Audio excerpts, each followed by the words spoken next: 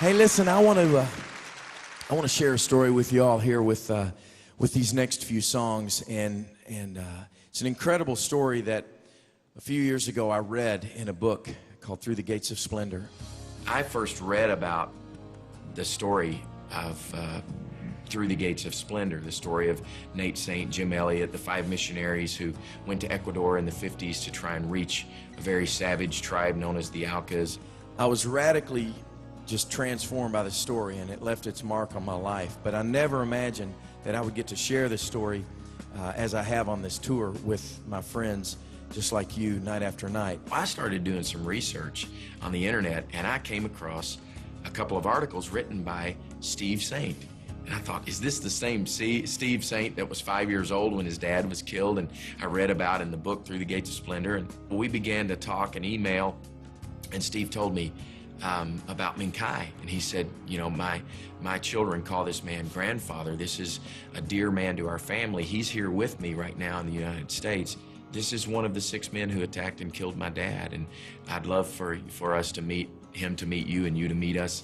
And I said, oh, that would be beyond my wildest dreams. You're gonna have to sort of imagine here with me for a minute that we're still at a concert, but this is something a little different. We're gonna kind of go on a journey together. If you're up for an adventure tonight, anybody here up for a little great adventure? All right, come on. We're going to the Amazon jungles of Ecuador. Here we go.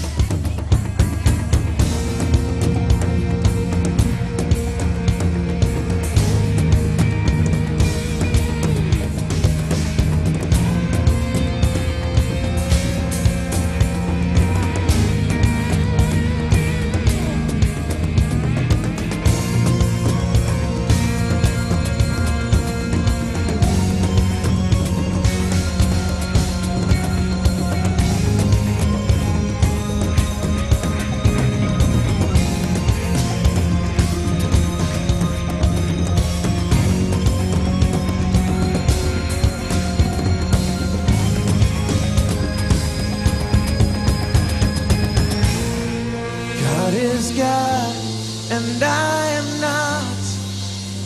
I can only see a part of the picture he's painting. God is God, and I am man. So I'll never understand it all, for only God is God. They had the highest homicide rate of any people group in history. They were reclusive, mysterious, as well as astonishingly violent. They had successfully warded off the government, the military, and progress itself, retreating deeper and deeper into the jungle with every outside contact. They lived as they had for centuries, walled in by the jungle. They were Stone Age people alive and well in the 20th century. Neighboring tribes referred to them simply as the savages. They were the Aucas.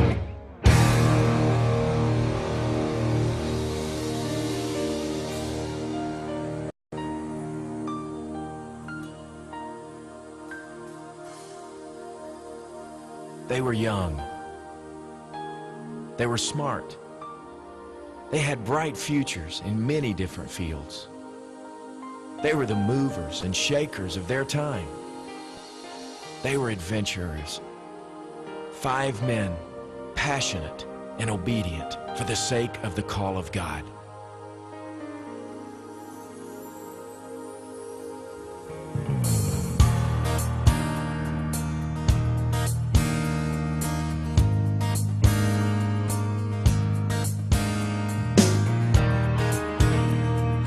Nobody stood and applauded them,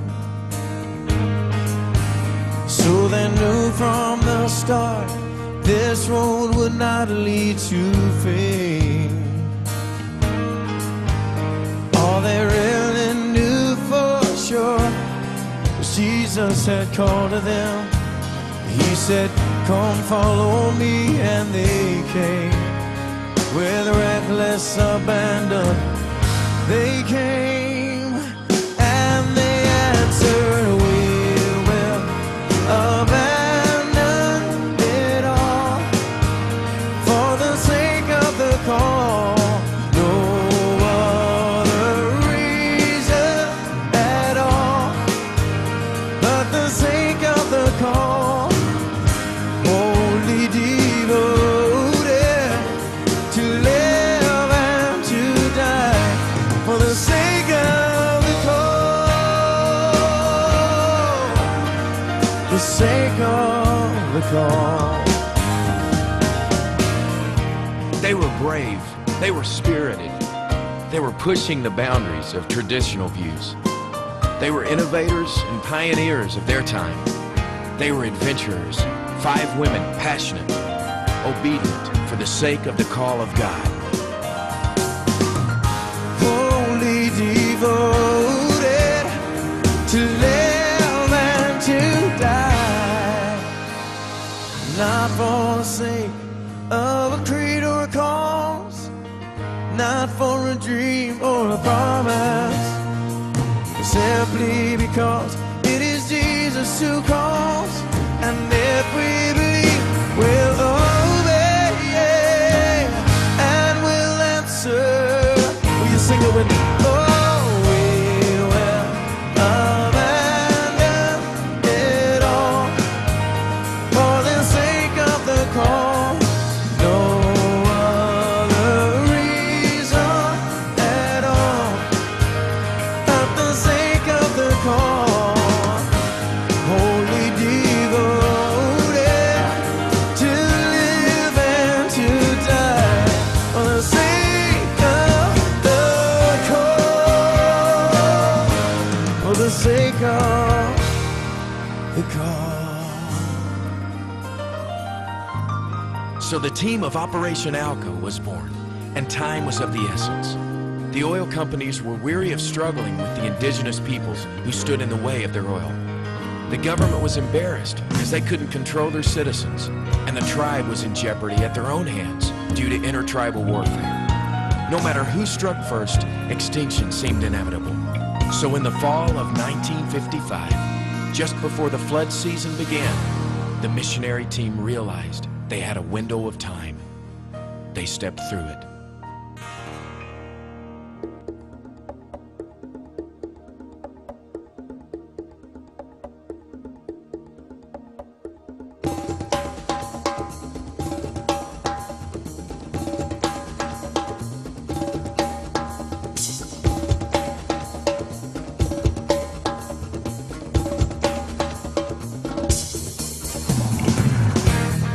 We were dreamers, boys on the wild frontier,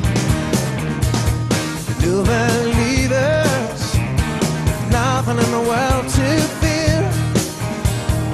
We had discovered the treasure of the love and the grace of God, and it burned like a fire in our heart, and we would throw back our heads and run with the passion through the fields of forgiveness and grace.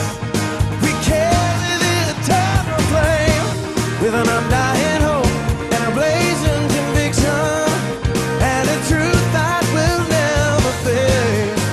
We were glowing in the dark, children of the burning heart. Hey, yeah, hey, yeah. Children of the burning heart.